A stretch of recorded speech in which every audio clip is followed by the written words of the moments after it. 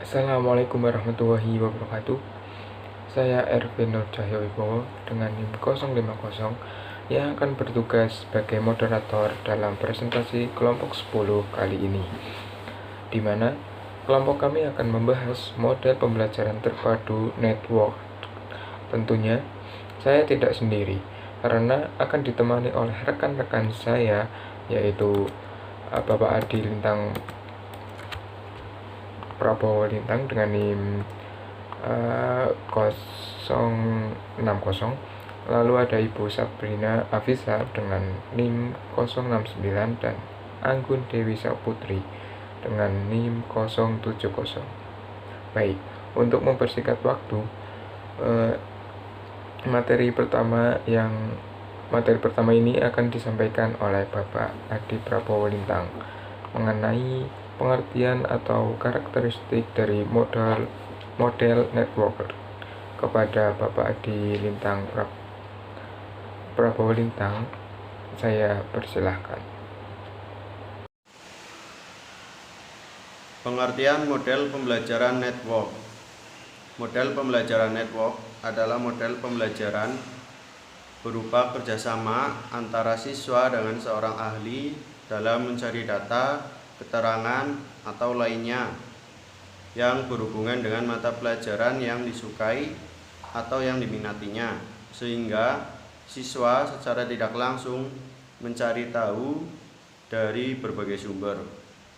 Sumber dapat berupa buku bacaan, internet, saluran radio, TV, teman, kakak, orang tua, atau bisa juga dari guru yang dianggap ahli olehnya.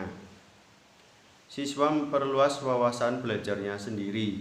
Artinya, siswa termotivasi belajar karena rasa ingin tahunya yang besar dalam dirinya.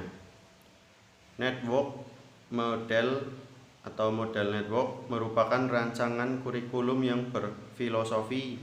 Jika dilaksanakan dalam pembelajaran, akan memberikan bekal kepada siswa untuk memfilter atau memilih seluruh kegiatan belajar melalui kacamata keahlian dan mampu membuat hubungan internal dan mampu memandu ke jaringan kerja eksternal dari para ahli di lapangan atau bidang-bidang terkait. Karakteristik model pembelajaran network seperti 3 atau 4 arah konferensi yang memberikan berbagai jalan eksplorasi dan penjelasan. Meskipun ide-ide yang beragam mungkin tidak datang sekaligus. Pelajar pada model jaringan ini terbuka untuk menerima beberapa input sebagai komponen yang berbeda yang disaring dan diurutkan sesuai kebutuhan seorang pelajar. Baik, terima kasih atas penjelasan dari Bapak Adi Prabowo Lintang. Selanjutnya saya akan menjelaskan mengenai ciri-ciri dari model networker ini. Tentunya ada beberapa ciri-ciri, yaitu ada 4 ciri-ciri. Yang pertama ada kedekatan, yang artinya pembelajaran dimulai dari yang dekat dan dapat dijangkau oleh anak. Yang kedua faktual, yang artinya pembelajaran terlihat pada hal-hal yang faktual atau konkret yang mengarah pada konseptual.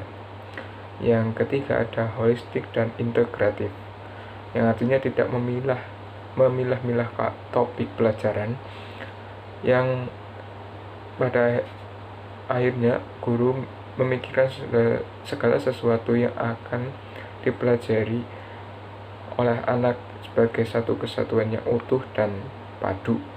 Yang keempat, kebermaknaan, yang artinya pembelajaran itu hendaknya penuh dengan makna dengan menciptakan banyak proses manipulatif. Untuk materi selanjutnya tentang kelebihan dan kekurangan dari model network ini akan dijelaskan oleh Ibu Anggun. Kepadanya saya persilahkan. Selanjutnya, kelebihan dan kelemahan dari model network. Kelebihannya adalah Pembelajaran ini bukan bersifat pemaksaan, melainkan harus muncul dari dalam diri peserta didik dengan memfasilitasi peserta didik untuk melatih sikap disiplin, serta mendorong peserta didik untuk bekerja sama dengan seseorang yang ahli di bidangnya. Kegiatan ini akan menumbuhkan sikap kerjasama peserta didik dengan orang lain yang dianggapnya sebagai ahli. Selain itu, pembelajaran terpadu tipe network juga menumbuhkan terciptanya rasa ingin tahu peserta didik yang menimbulkan ketertarikan dan motivasi belajar peserta didik dengan orang lain. Sedangkan untuk kelemahan dari pembelajaran terpadu tipe network adalah dapat menyebarkan minat yang terlalu tipis dan tidak berkonsentrasi atau memecahkan perhatian peserta didik, sehingga upaya pengajaran yang dilakukan menjadi tidak efektif. Selain itu, motivasi peserta didik akan berubah seiring berjalannya waktu, sehingga kedalaman materi pelajaran menjadi dangkal secara sengaja karena mendapat hambatan dalam mencari sumber. Terima kasih atas penjelasan dari Ibu Anggun. Kemudian untuk materi selanjutnya mengenai implementasi penggunaan model network akan dijelaskan oleh Ibu Sabrina Afisa. Kepadanya saya persilahkan. Untuk materi yang selanjutnya yaitu implementasi model network. Model network seperti model yang tersamar, model jaringan sering memindahkan tanggung jawab integrasinya lebih besar atau lebih berat kepada pelajar daripada seorang desainer pembelajarannya.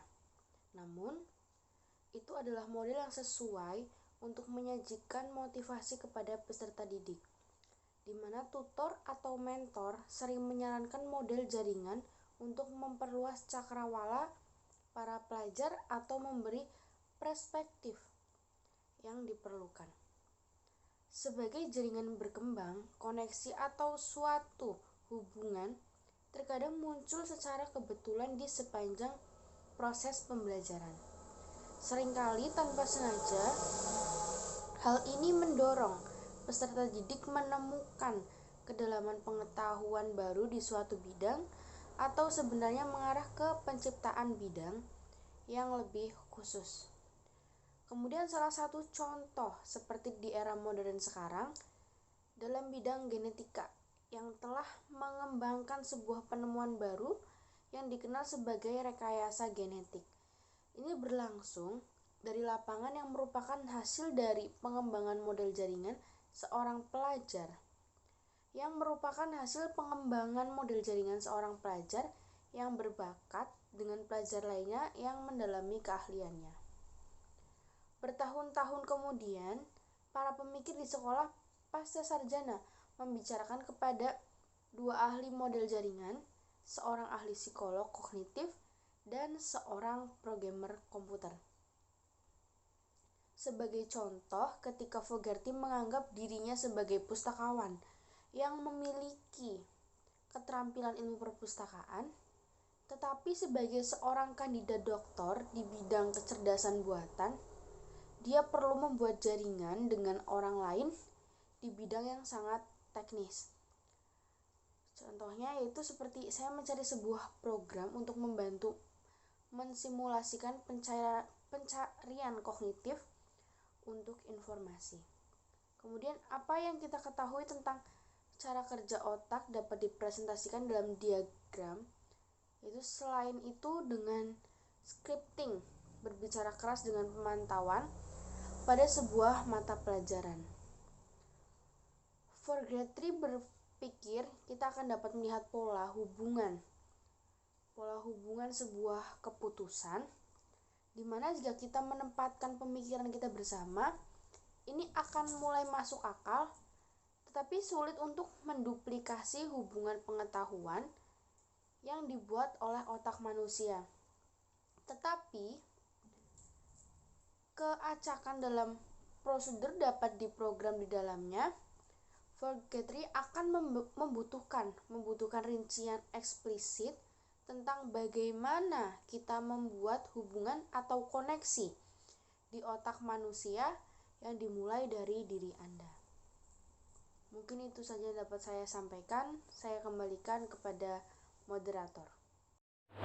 Oke, dapat disimpulkan bahwa pembelajaran terpadu model networker ini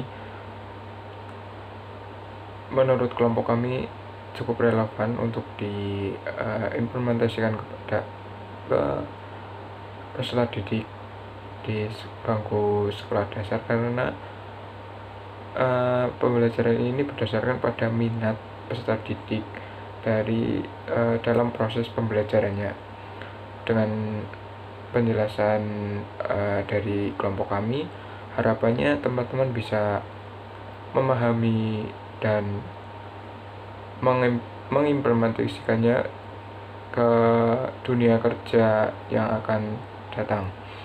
Mohon maaf apabila ada salah pengucapan kata dari kelompok kami.